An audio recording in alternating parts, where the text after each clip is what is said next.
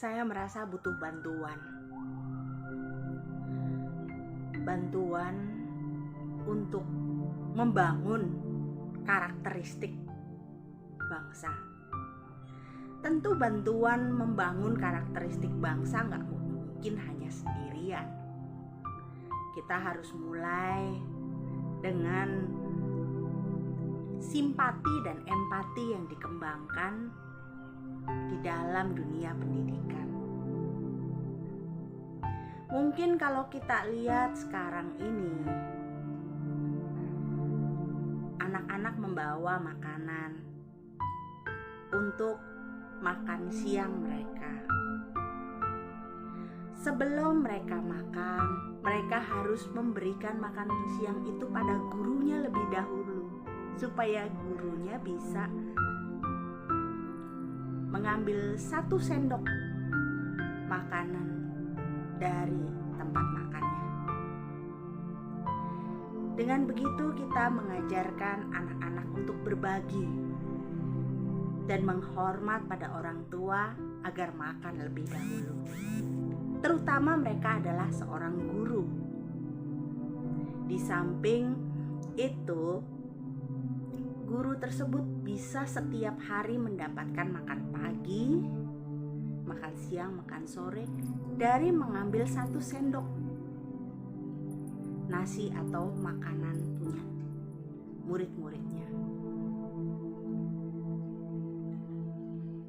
Gaji guru honorer di Indonesia yang hanya sekitar 200.000 sampai 500.000 per bulan itu tidaklah mungkin bisa cukup, tetapi bisa kita ringankan bebannya dengan mengajarkan kepedulian dari anak-anak. Anak-anak memberi kepada yang lebih tua setiap hari.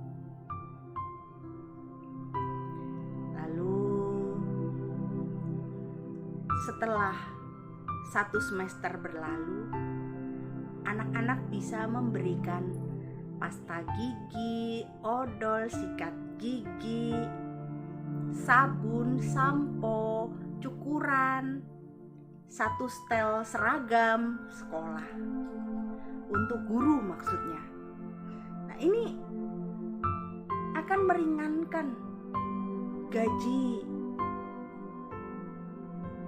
guru honorer yang hanya 200 sampai 500.000 per bulan. Saya akui memang guru honorer itu adalah lulusan SMA yang punya keinginan untuk mendidik siswa. Tetapi kita tidak bisa membiarkan mereka bekerja dengan gaji sekian dan tidak tercukupi kebutuhan hidupnya. Tentu kalau tempat tinggal, baik adanya tinggal di dalam sekolah. Ini cerita tentang simpati dan empati siswa kepada gurunya. Dengan begitu, maka kekerasan di dalam mengajarkan siswa bisa berkurang. Ketidaksopanan siswa terhadap guru pun bisa berkurang. Memang lingkungan pendidikan itu adalah lingkungan yang harus kudu mesti wajib untuk menjadi lingkungan yang baik, lingkungan yang bijak, lingkungan yang menjadi contoh bagi masyarakat. Karenanya semua harus dimulai dari guru dan siswanya. Memang kalau kita pikir tentang simpati dan empati, itu tidak hanya guru dan siswa. Kita juga bisa simpati dan empati kepada orang lain. Contoh kepada orang yang lebih tua. Orang tua tersebut merasa sudah tua, harus dihormati, harus disokong kebutuhan hidupnya. Tentu caranya kita harus berpikir, menolong yang lebih tua itu sebenarnya nggak hanya uang, tetapi juga perhatian, sering dikunjungi, diajak ngobrol. Kalau memang ada lebih, apakah itu makanan, apakah itu kue-kue kering, kita bisa berikan pada dia, pada orang yang lebih tua yang mungkin aja anaknya tinggal di kota, kerja di kota, yang mungkin aja dia tidak punya anak, tidak punya pasangan hidup. Terlebih dalam situasi dan kondisi yang demikian, sebagai seorang pendidik atau guru harus memiliki simpati dan empati. Ayo kita ajak anak-anak menengok orang-orang tua di desa atau di sekitar sekolah tersebut. Memang kalau kita bercerita tentang simpati dan empati, kita perlu contoh, kita perlu tindakan nyata. Kita tidak bisa berteori, harus mengajarkan yang mana, harus bagaimana. Mereka tidak tahu. Seperti contoh-contoh tadi, saya menjelaskan bahwa pendidikan simpati dan empati itu dibangun berdasarkan kepedulian kita terhadap yang membutuhkan. Mungkin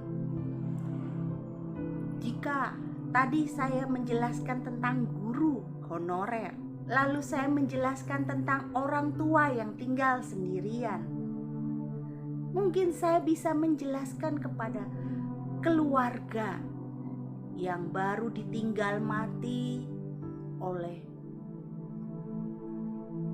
pasangan hidupnya, atau baru ditinggal mati oleh orang tuanya dan lain sebagainya. Itu memerlukan pertolongan. Tentu pertolongan itu tidak hanya yuk kita tolong dia, tidak demikian, tetapi melalui sarana dan prasarana organisasi.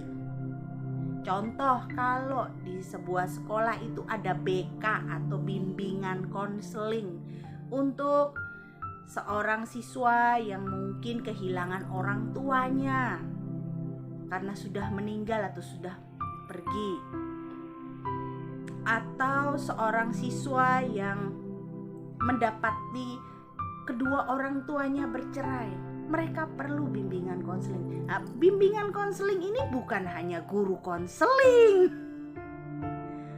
Bimbingan konseling ini juga harus dibarengi dengan perhatian dari siswa-siswa lain.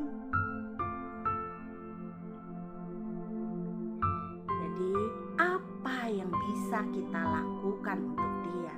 Contoh, ajak dia pergi jalan-jalan setiap Sabtu Minggu, sehingga dia tidak kehilangan orang tuanya, merasa ada teman yang berada di sampingnya, merasa ada guru yang mau peduli padanya. Sabtu Minggu mungkin kalau berjalan ke pasar-pasar atau ke mal-mal, uangnya tentu banyak biayanya. Tapi kalau kita hanya mengajaknya pergi ke taman-taman, lalu pergi ke museum, atau jalan aja muter komplek sambil ngobrol, itu juga sebuah bentuk perhatian. Maka selain adanya tempat bimbingan konseling untuk melaporkan kesedihan kita, penderitaan kita, kesulitan kita, masalah kita, tentu harus ada treatmentnya apa. Nah, treatmentnya itu harus dengan kepedulian masyarakat. Dari siswa-siswi yang sudah peduli, guru yang sudah peduli, masyarakat pun mesti peduli. Apakah itu dari masyarakat agama Buddha, masyarakat agama Hindu, masyarakat agama Kristen, Katolik, Islam, sesuai dengan agama penderita yang merasa kehilangan. Dibuatlah retret ataupun hanya membahas Alkitab, Injil setiap 2 hari atau 3 hari sekali. Ada juga lainnya baca Quran, mungkin yang untuk agama Islam, atau mungkin yang lainnya agama Buddha, diajak meditasi, diajak ngobrol untuk menyadari bahwa segala sesuatu itu ya terjadi demikian, wajar adanya, sehingga mereka merasakan apa yang namanya kepedulian, simpati, dan empati. Memang kalau kita bercerita tentang apa yang ada saat ini, tidak ada organisasi yang terstruktur untuk kepedulian. Banyak diantaranya hanya menyediakan panti asuhan, menyediakan panti werda atau panti jompo.